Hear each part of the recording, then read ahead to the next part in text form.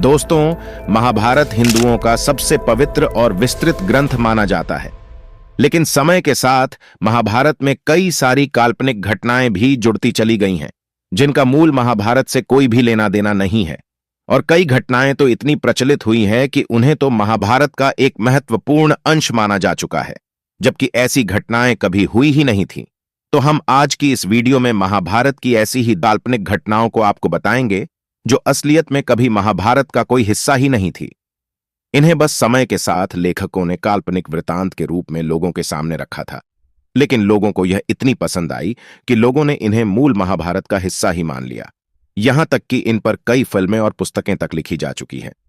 तो चलिए शुरू करते हैं, लेकिन आप सबसे रिक्वेस्ट है कि आप पहले हमारे चैनल को सब्सक्राइब कर लें। नंबर 1, विराट नगर में अर्जुन का कौरवों के साथ विराट युद्ध। दोस्तों, महाभारत के विराट पर्व के विराट युद्ध में एक लंबे समय से लोगों को यही बताया जाता है कि अर्जुन ने विराट युद्ध में कौरव सेना के सभी बड़े महारथियों जैसे कर्ण, भीष्म, कृपा, द्रोणाचार्य, अश्वत्थामा और दुर्योधन के साथ उसके सभी भाइयों को सेना सहित विराट नगर से खदेड़े दिया था।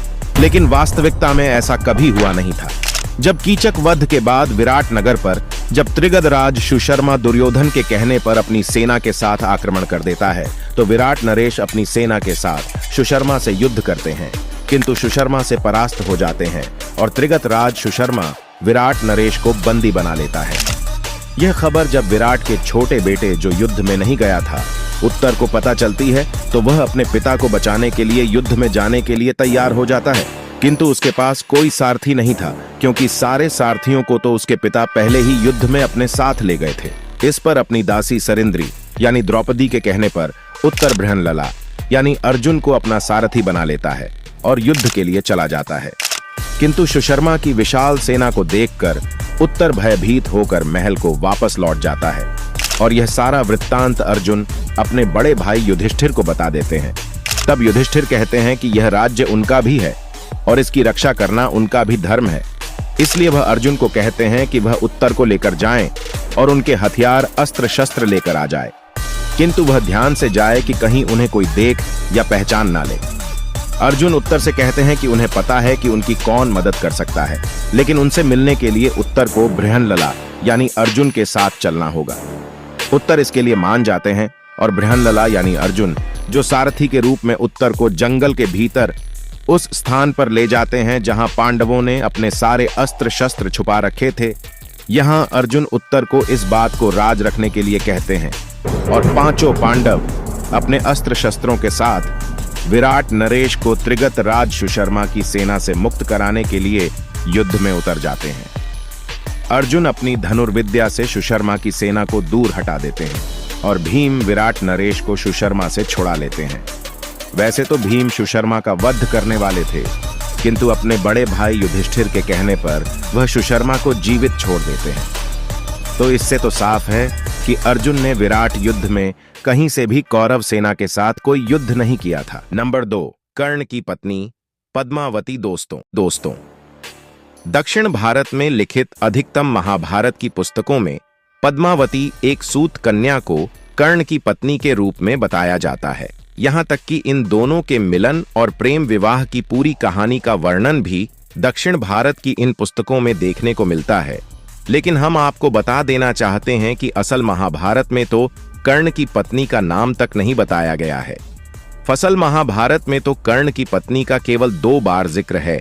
एक बार उद्योग पर्व के कर्ण कृष्ण संवाद में कर्ण अपनी पत्नी का जिक्र करते हैं और दूसरा महाभारत के स्त्री पर्व में गांधारी कर्ण की पत्नी का जिक्र करती है। इसके अलावा महाभारत में कर्ण की पत्नी का कहीं और कोई जिक्र नहीं है।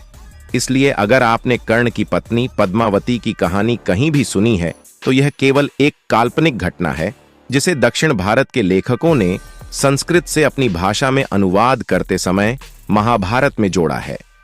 दरअसल कर्ण की पत्नी तो कोई सूत कन्या थी ही नहीं, बल्कि एक ब्राह्मण कन्या थी। अगर आपको जानना है कि कैसे, तो हमने इसके ऊपर पहले ही एक वीडियो बना रखा है। हम उस वीडियो का लिंक डिस्क्रिप्शन और आई बटन में दे देंगे। नंबर 3, कर्ण एक दानवीर थे। दोस्तों, काफी लंबे समय से, कई सदियों से टीवी सीरियल और महाभारत पर लिखी गई हास्य पुस्तकें कर्ण को एक दानवीर के रूप में प्रस्तुत करती हैं। दरअसल कर्ण को दानवीर कहना केवल एक उपाय है इस बात को जानने के लिए कि अगर कर्ण दुर्योधन के पक्ष में थे और दुर्योधन का हित चाहते थे तो उन्होंने भगवान इंद्र को अपना कवच और कुंडल क्यों दे दिया। इस घटना को समझने के लिए कई लोग ऐसी धारणा बनाते हैं कि शायद कर्ण एक बहुत बड़े दानवीर थे और उन्हें केवल अपना दान धर्म निभाना था, इसलिए उन्होंने इंद्रदेव को दान देने से मना नहीं किया। लेकिन असलियत यह नहीं है। पहले हम यह बात कर लेते हैं कि कर्ण आखिर दानवीर क्यों नहीं थे। दोस्तों, हम में से सभी ने कर्ण और गुरुश्रेष्ठ परशुराम का वह प्रसंग सुना ही होगा कि गुरुश्रेष्ठ परशुराम ने कर्ण को उसकी दर्द सहने की क्षमता के कारण कर्ण को क्षत्रिय कहकर पुकारा था। परशुराम ने कर्ण से कहा था कि इतना अधिक दर्द सहने की क्षमता केवल क्षत्रिय में ही हो सकती है।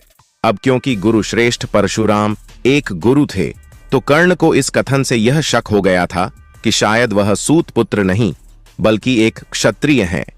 तो कर्ण ने इसके बारे में अपने माता पिता से पूछा था और तब उनके माता पिता ने उनको बताया था कि कर्ण असल में उनकी स्वयं की औलाद नहीं है, वह तो उन्हें गंगा तट पर मिले थे। इन सब घटनाओं से कर्ण समझ जाते हैं कि वह असलियत में एक क्षत्रिय है, न कि कोई सूत पुत्र।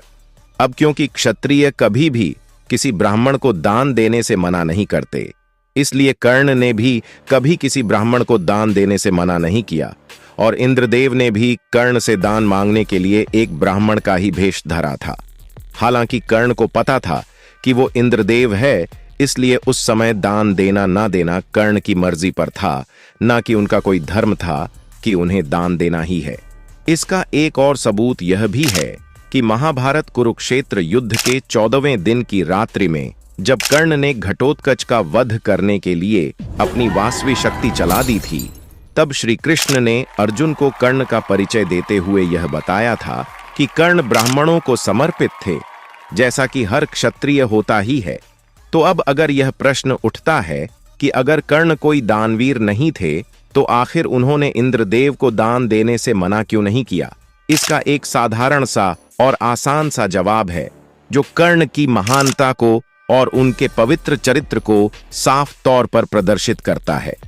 दोस्तों, महाभारत उद्योग पर्व के कर्ण कृष्ण संवाद में कर्ण श्री कृष्ण से कहते हैं कि वो पहले से जानते हैं कि कुंती उनकी माता है और पांडव उनके अनुज हैं। मतलब कि कर्ण को शुरुआत से ही पता था कि कुंती उनकी माता है। अब क्योंकि महाभारत के वक्त में बड़े भाई छोटे भाइयों का वध नहीं किया करते थे, इसलिए कर्ण का भी अर्जुन से युद्ध कर पाना तो संभव था, किंतु अर्जुन का वध करना उचित नहीं था। और अगर कर्ण के पास उनका कवच और कुंडल रहता तो अर्जुन उन्हें कभी भी परास्त नहीं कर पाते। और अगर ऐसा होता तो निश्चित कर्ण को अपने हाथों से अर्जुन के प्राण लेने पड़ते, जो कि कर्ण नहीं चाहते थे। हालांकि आजकल के टीवी सीरियल्स में तो यही दिखाया जाता है कि कर्ण अर्जुन की जान लेना चाहते थे, लेकिन यह सच नहीं है। मूल महाभारत में ऐसा कहीं भी कोई सही उल्लेख नहीं है कि कर्ण वास्तविकता में पांडवों से कोई बैर रखते थे। वह केवल दुर्योधन से यह कहते हैं कि वक्त आने पर वह दुर्योधन के शत्रु का नाश कर देंगे, और क्योंकि दुर्योधन के शत्रु पांडव थे, इसलिए कई लोग पांडवों को कर्ण का भी शत्रु समझ लेते हैं, जो कि लोगों के द्वारा बनाई हुई एक बहुत ही गलत फहमी है। तो जब कर्ण को अपने कवच और कुंडल से छुटकारा पाने का एक मौका मिला तो उन्होंने उस मौके का फायदा उठाया और इंद्रदेव को अपना कवच और कुंडल दान में दे दिया। अब आप समझ गए होंगे कि क्यों कर्ण एक दानवीर नहीं थे। यह केवल लोगों द्वारा प्रस्तुत की गई एक धारणा है जो कि बिल्कुल गलत है। नंबर 4, कौरवों के पास थी 11 अक्षौहिणी सेना। महाभारत में सदियों से यही माना जाता आ रहा है कि महाभारत युद्ध में पांडवों के पक्ष में 7 अक्षौहिणी सेना थी और कौरवों के पक्ष में 11 अक्षौहिणी सेना। यहां तक कि श्री कृष्ण ने भी महाभारत में यही बताया था, लेकिन ऐसा नहीं है। श्री कृष्ण ने गणित की प्रणाली से दोनों सेनाओं के बीच का अंतर बताया था। श्री कृष्ण कहते हैं 7 कम 11 का अंतर है, यानी कौरवों की सेना से जब वह अपनी 7 अक्षौहिणी सेना को घटा देते हैं तो जो अंतर प्राप्त होता है वो 11 निकलता है। चलिए इसे गणितीय प्रणाली से करके देखते हैं। चलिए मान लेते हैं कि कौरवों की सेना इक्वल्स टू x। तो जैसा कि श्री कृष्ण बता रहे हैं कि पांडवों की 7 अक्षौहिणी सेना को कौरवों की सेना में से घटाने पर 11 अंतर प्राप्त होता है। तो चलिए इस कथन को सूत्रबद्ध करते हैं।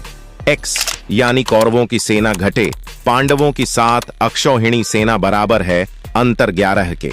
तो जब हम 7 को बराबर के सीधे हाथ की तरफ ले जाएंगे तब गणित के नियमों के अनुसार 7 जमा 11 हो जाएगा, जो कि 18 होता है।